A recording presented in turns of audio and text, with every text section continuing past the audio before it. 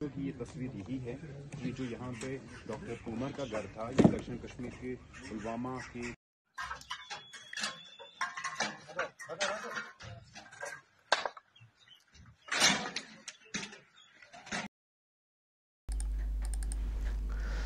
দর্শক দেখছেন ওমর নবীর বাড়ি উড়িয়ে দেওয়া হয়েছে। যার গাড়িতে দিল্লিতে বিস্ফোরণ ঘটেছিল দুদিন আগে, তার বাড়িটাকেই এবার উড়িয়ে দেওয়া হয়েছে। এই হচ্ছে ছবি ওমর নবীর, যার অলরেডি মৃত্যু হয়েছে। ওই গাড়িতেই ওই ওমর নবী ছিল, ডক্টর ওমর নবী, ডাক্তার। তো তার তো মৃত্যু হয়েইছে এবং ডিএনএ টেস্টে সেটা নিশ্চিত হওয়া গেছে। তো এবার যেটা করা হলো, ওর যে বাড়ি পুলওয়ামাতে, সেই বাড়িটাকেই উড়িয়ে দেওয়া হলো, সেই বাড়িটাকেই একেবারে উড়িয়ে দেওয়া হলো।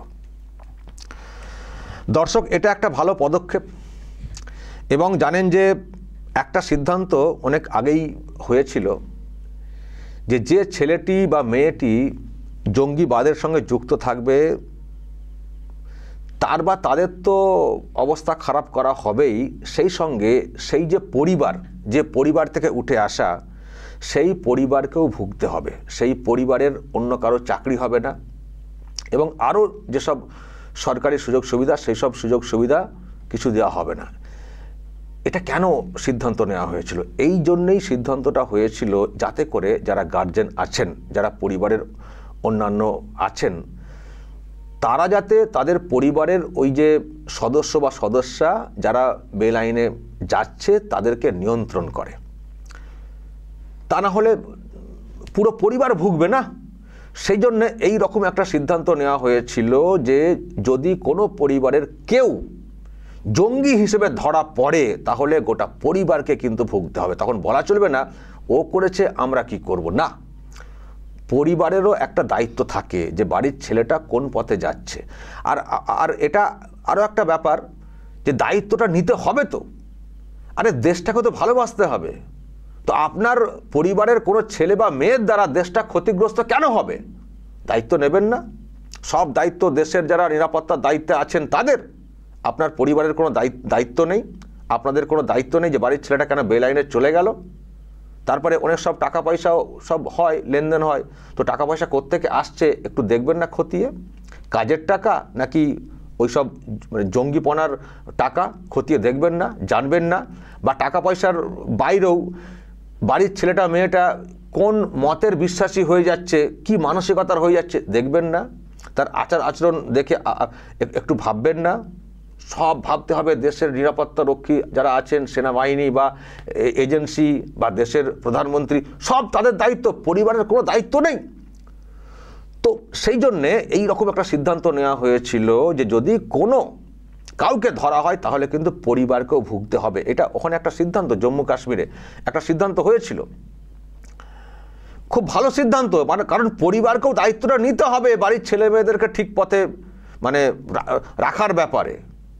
যদি প্রত্যেকটা পরিবার সচেষ্ট হয়, সতর্ক হয়, তাহলে বলুন তো দর্শক, কোনো ভারতীয় এই বেলাইনে যাবে? কোনো ভারতীয় বেলাইনে যাবে? এমনিতেই জানেন যে আশপাশের দেশ থেকে একটা ইন্ধন ইত্যাদি আছে। তো সেখানে আমরা যদি প্রত্যেকে সতর্ক সজাগ হই তাহলে সেটা ভেদ করতে পারবে না। এদিকে বলবো জঙ্গিপনাকে আমরা সমর্থন করি না, জঙ্গিপনা আমার ধর্ম মানে পারমিট করে না, আর বাড়ির ছেলে মেয়েটা মানে এই রকম করছে, তার আচার আচরণে নিশ্চয়ই বাড়ির লোকেরা সবার আগে বুঝতে পারবেন। আর যদি কোনো ব্যবস্থা নিতে না পারেন বাড়ির লোকেরা বা নিয়ন্ত্রণে আনতে না পারেন, তাহলে আপনারা বলুন সরকার পক্ষকে, আগে থেকে বলে দিন, যাতে অন্তত ক্ষতিটা না করতে পারে দেশের। তো সেই সহযোগিতা করবেন না, চুপচাপ বসে থাকবেন, মজা নেবেন বা অন্য ভাবনা থেকে বসে থাকবেন, এটা তো হতে পারে না। তো সকলকে দায়িত্ব নিতে হবে, না হলে ভুগতে হবে। তো এই যে একটা সিদ্ধান্ত দর্শক আগেই এসছিল, এই যে বাড়ি ভাঙা হয়েছে, এখন এই বাড়িতে কে বা কারা আরও থাকতেন পরিবারের আমি জানি না। তো যাই হোক, এই বাড়ি যে ভেঙে দেওয়া হয়েছে, আমি তো বলবো এটাও একটা ভালো পদক্ষেপ এবং এর মাধ্যমে একটা বার্তা পৌঁছে দেওয়া যে যদি এই রকম কর্মকাণ্ডে যুক্ত কাউকে ধরা হয়, সেই বাড়িতে যদি অন্য কেউ থাকেন পরিবারের, কোনো রেয়াত করা হবে না। সুতরাং সাবধান হন, বাড়ির ছেলে মেয়েদেরকে সতর্ক করুন, সতর্ক করুন যে ওকে ও বুঝবে, ওকে ধরে নিয়ে চলে যাবে, ওরকম না। ধরা পড়লে বাড়ি শুদ্ধ টান পড়বে। তো সেই জন্য সবার দায়িত্ব আছে এটাকে সামলানোর।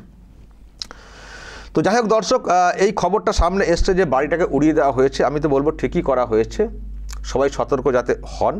আর কিসের এত উদ্দীপনা? হ্যাঁ, জঙ্গিপনা কি হবে এইসব করে কি আমি জানি না, কি ভাবনা সব ভাবিত, সব হুরের ধান্দা না?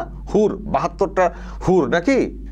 জেহাদ, হিন্দুস্তান ভারতবর্ষকে ধ্বংস করতে পারলে কি জান্নাত চলে যাবেন নাকি? বারে বা, বিরাট ইসলাম ধর্ম পালন হচ্ছে। আর এদের জন্যই না পুরো ইসলাম ধর্মটার দুর্নাম হয়ে যাচ্ছে। সেটা আমি কোথাও মনে করি, আমার নিজের খারাপ লাগে। তো এদের জন্য পুরো দুর্নাম হয়ে যাচ্ছে এই অংশের জন্য। আর অদ্ভুত ব্যাপার, আমি আগেও বলেছি, আগে তো জানতাম যে সে অন্য সেকশনে, মানে মাদ্রাসা, মক্তব, এইসব এলাকায় যারা পড়াশোনা করে তাদের আধুনিক জ্ঞান থাকে না, তারা হয়তো এই ভাবনায় ভাবিতে বেশি। এখন দেখছি ডাক্তাররা উচ্চশিক্ষিত ডাক্তার, একের পর এক ডাক্তারকে দেখবেন সব ধরা হচ্ছে। এই যে ডক্টর উমর নবী, আরও মুজাম্মিল, আরও সব শুনছেন না? মহিলা ডাক্তার, তার নাম। আবার বাংলা থেকেও এক ডাক্তারকে ধরা হয়েছে। আজকে সেই খবরটা সামনে এসেছে, ডালখোলা ওদিক থেকে, ওই আলফালা ইউনিভার্সিটি মেডিকেল কলেজ, সেখানকার স্টুডেন্ট, তারও কী সব লিঙ্ক টিঙ্ক যায় না, আটক করা হয়েছে, জেরা করা হচ্ছে। মানে পুরো দেশে ছড়িয়ে গেছে এই সেকশনটা। ফলে সেটাও একটা খুব চিন্তার বিষয়, গোটা দেশে ছড়িয়ে গেছে পুরো নেটওয়ার্কটা। তারা এখন কি ঘটাবে, কি প্ল্যান করছে কে জানে। সুতরাং পুরো জটটাকে উপরে ফেলতে হবে। তো এটা যেমন একটা কাজ, যে নেটওয়ার্ক ছড়িয়ে গেছে সেটাকে মানে তুলে আনা, তেমনি দর্শক আমি আবারও বলবো, প্রত্যেকটা পরিবারের দায়িত্ব আছে যে ছেলেমেয়েরা কোন পথে যাচ্ছে সেটা নজর রাখতে হবে, দেখতে হবে।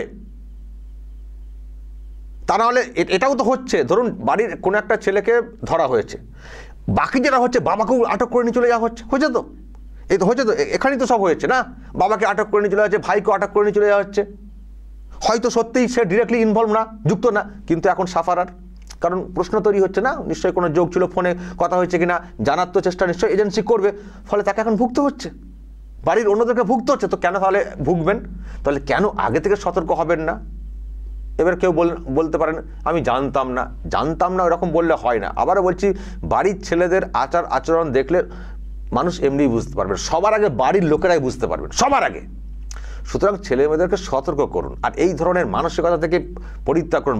বাড়িতে কাউন্সেলিং করুন, বাড়িতে ক্লাস নিন, ছেলে মেয়েদেরকে একটু ক্লাস নিন যে এই সব হচ্ছে, ঘটনা ঘটছে, মানে এই পথে না কেউ যায়, একটু বাড়িতে আলোচনা করবেন, চর্চা করবেন, মাঝে মধ্যে কি হচ্ছে, ঘটনা ঘটছে সেগুলো দেখাবেন, এবং একজনকে ধরলে তার পরিবারের কি হয় সেটাও বোঝাবেন। আর এই ধরনের কেস কত ভারী সেটাও বোঝাতে হবে তো, যে একবার ধরলে জীবন শেষ, যে আইনে বিচার হয়, এইটা জামিন সহজে হবে না। একটু ছেলেমেয়েরা যাতে বেপথে না যায় একটু বোঝাবেন, নিজের ভালো এবং দেশের জন্য মঙ্গলের। তা নাহলে ভুগবেন। দর্শক বলবেন যদি আপনাদের এই নিয়ে আরও কিছু বলার থাকে, অবশ্যই বলবেন কমেন্ট বক্সে। নজর রাখবেন আরামবাগ টিভিতে।